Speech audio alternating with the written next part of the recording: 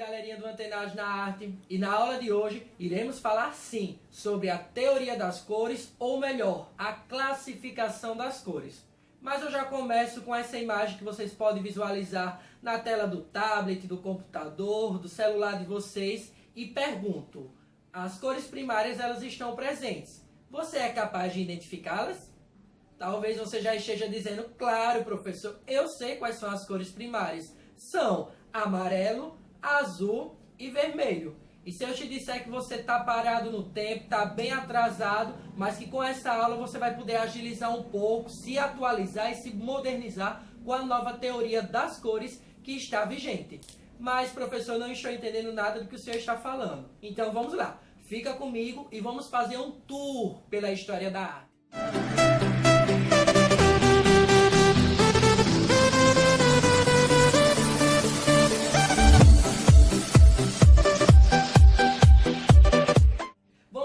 Grécia Antiga e vamos falar um pouco sobre o grande filósofo conhecido como Aristóteles.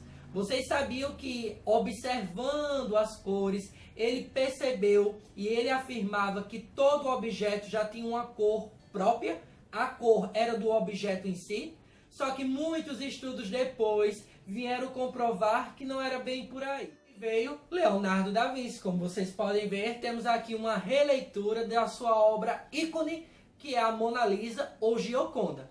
E ele veio afirmar que as cores primárias eram exatamente essas que vocês falaram no início do nosso vídeo. O azul, o amarelo e o vermelho. Só que ainda vieram novos estudos com os avanços científicos, a nova percepção, o novo entendimento sobre como funciona a nossa visão, surgiram outras classificações de cores primárias. E que principalmente teve uma grande contribuição por parte do cientista, físico, matemático inglês, conhecido como Isaac Newton. Ele percebeu que colocando um prisma de cristal totalmente transparente e limpo, quando a luz do sol passava por ele, acabava se dividindo em feixes de luz coloridas. E que mais à frente, quando ele colocava o mesmo prisma invertido, aquelas cores acabavam se juntando, se misturando e saía na cor branca. Esse fenômeno ele denominou como espectro. Mas para facilitar a nossa compreensão, vamos dizer que é o arco-íris, é como nós conhecemos. Então, dá para se perceber que sem luz não há cor. Aí agora eu pergunto a vocês, vocês conseguem visualizar as cores na roupa, no dia a dia, na natureza, na sua mochila, nos materiais escolares, nos seus lápis, canetinhas, enfim, nós temos uma infinidade de cores ao nosso redor. E na última aula nós falamos um pouco sobre a cor no cotidiano e a cor na arte, não foi assim? Falando um pouco sobre as cores primárias, nós podemos dividi-las em dois grupos. O primeiro são as cores aditivas ou cor-luz, e o segundo grupo são as cores subtrativas ou cor-pigmento. Mas vamos começar pela cor aditiva ou a cor-luz. Ela acaba formando um esquema que é chamado de RGB, que são as siglas dos nomes delas em inglês, como o vermelho, o verde e o azul. Ou seja, o R de red em inglês, que é vermelho, o G de green, que é verde, e temos também o B de blue, que significa azul. Então esse primeiro sistema de cores, esse primeiro esquema é chamado de RGB. São as cores vermelho, verde e azul. Mas também temos o outro esquema que é chamado de CMYK, que são justamente das cores subtrativas ou da cor pigmento. Então, as cores são as seguintes. Temos o ciano, o magenta, o amarelo e o black, tá? Quando nós falamos que são cor-luz, quando elas se misturam, elas acabam formando a cor branca. Quando nós estamos falando sobre a cor pigmento, quando elas se misturam, elas não dão branco. E acabar dando o preto, tá ok? Quando nós estamos falando de tinta, essas cores se misturando do sistema CMYK vai acabar originando o preto. Não esqueçam. Mas, professor, quando é que eu posso ver esse círculo cromático do RGB ou até mesmo do CMYK? O sistema de cores que compõe o RGB, vocês podem ver na tela do celular, do computador, do tablet, da televisão. Agora, quando nós estamos falando do sistema CMYK, vocês vão poder observar essas cores, principalmente em tintas, na natureza, em pigmentos, ou até mesmo quando vocês vão fazer alguma impressão. As tintas da impressora, elas fazem parte justamente da questão da cor subtrativa ou cor pigmento. Deu para vocês entenderem?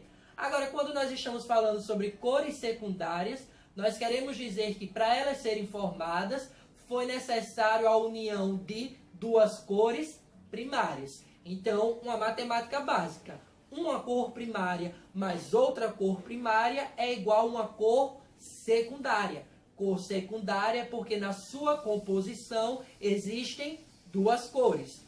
Quando nós estamos falando sobre cores terciárias, também uma matemática básica, nós estamos dizendo que existem três cores em sua composição.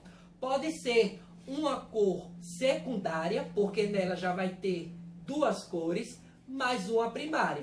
Então, cor secundária mais uma primária é igual a uma cor terciária. Ou também pode ser formada pela justaposição de cores primárias. Uma cor primária, mais outra cor primária, mais outra cor primária é igual a uma cor terciária.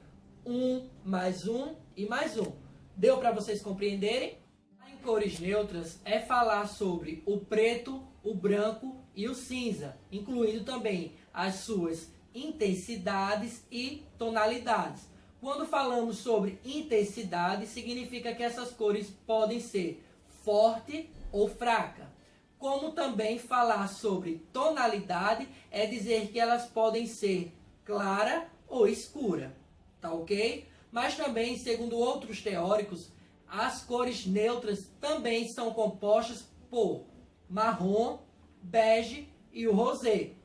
Um grande artista que acaba criando obras abstratas, Pollock, ele intitulou uma de suas obras como Ritmo de Outono, onde ele utilizou 4 cores neutras, que é algo bastante moderno se a gente for pensar nas novas teorias, composições das cores. E quais foram essas cores? O preto, o branco, o marrom claro e o marrom escuro. Se fôssemos compor uma determinada obra onde a temática principal fosse essa estação do ano, o outono, nós iríamos utilizar o verde ou até mesmo o alaranjado. Então dá para perceber que essa composição artística de Pollock já é algo bastante moderno e que está de acordo com o novo sistema cromático, com a nova teoria das cores que nós estamos abordando até o momento. Trabalhando as cores quentes, podemos dizer que elas sempre vão transmitir aquela sensação de calor, ou até mesmo de adrenalina, euforia, alegria, dinamismo. E o exemplo dessas cores quentes são o laranja, o vermelho e o amarelo. Em contrapartida, temos as cores frias, que são justamente como maior exemplo o verde e o violeta, onde a maior predominância é a cor primária azul. E vai estar transmitindo ou atrelado a sensação de tristeza, nostalgia, paz, calma, tranquilidade, tá ok? Então, entendam muito bem sobre a diferenciação das cores, podendo ser elas quentes ou também frias, sempre levando em consideração que a sensação despertada vai variar de pessoa para pessoa. Nem sempre, por exemplo, vermelho, laranja ou amarelo, para mim, vai estar atrelado à sensação de calor ou de alegria, como também o azul ou até mesmo as cores que dele se originam, como o violeta e o verde, vai transmitir calmaria, tristeza, paz para quem estiver observando. Qual é a cor do girassol? Provavelmente você vai me dizer, professor, o senhor está tantã. É claro que a cor do girassol é amarelo. Mas bem, para que a gente possa entender por que o girassol é amarelo, vale a pena a gente ressaltar da seguinte forma. A luz do sol que é incidida sobre o girassol, lembre-se, são o arco-íris, na verdade, são 7 cores. Então significa que acabam sendo absorvidas pelo girassol. Contudo, das 7 cores, uma não é absorvida, que é justamente o amarelo que nós conseguimos enxergar.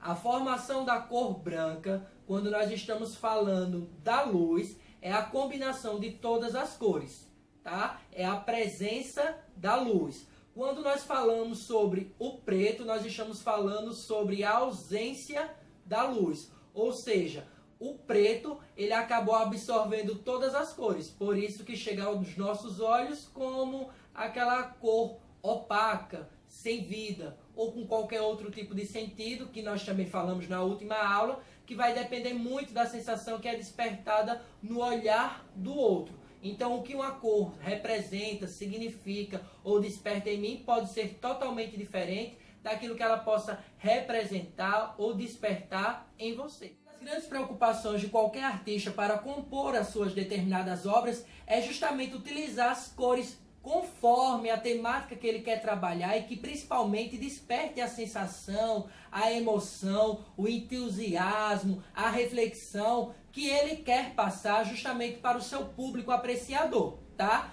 Então, para isso é necessário criar uma harmonia na composição artística entre as cores. É necessário pensar com cautela sobre as cores que você vai utilizar na sua composição, na sua obra artística, para que a intencionalidade ela não seja entendida ou interpretada ao contrário do que de fato você queria passar. Então é necessário ter a harmonização entre as cores. O primeiro estilo de harmonização é aquela que nós chamamos de cores complementares. É quando você vai utilizar as cores opostas no círculo cromático. Como vocês podem analisar, vocês vão pegar a cor, por exemplo, eu tenho o azul, e vocês vão verificar qual é a cor que fica na frente do azul no outro lado.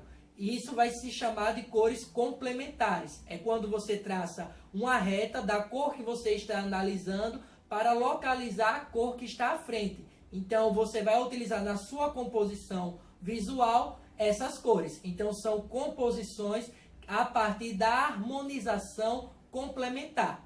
Nós também temos a harmonização análoga, que são justamente aquelas que utiliza-se uma cor primária e duas cores que estejam ao seu lado, suas duas vizinhas. Normalmente nós vemos isso na paleta de cores quando alguma pessoa é chamada para ser madrinha de um casamento. Por exemplo, você, sua mãe, sua tia, prima foi chamada para ser madrinha. Então o que é que acontece? Ela vai receber uma paleta de cores onde vai dar uma tonalidade mais forte e duas mais claras. Então nós estamos falando aí sobre uma harmonização análoga. Isso também é utilizado muito quando é realizado alguma festa de formatura. Então, para utilizar os vestidos ou até mesmo a gravata, é necessário atender um requisito de uma cor específica ou de tons que sejam semelhantes. E por último, mas não menos importante, nós temos a harmonização triadica. E que harmonização é essa, professor? É justamente aquela onde no círculo cromático você vai ter que desenhar um triângulo equilátero. Lembre-se, triângulo equilátero é aquele que possui todos os lados iguais dentro da geometria, ou seja, ele é trigêmeo.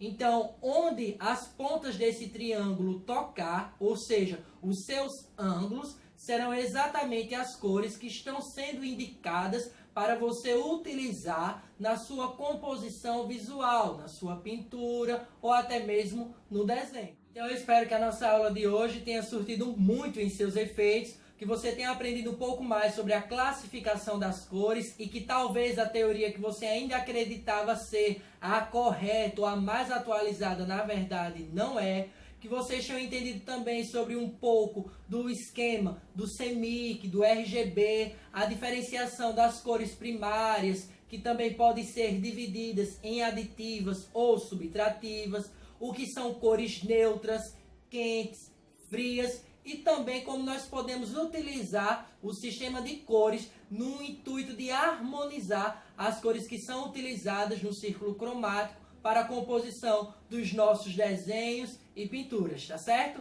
Então até a próxima e um forte abraço virtual.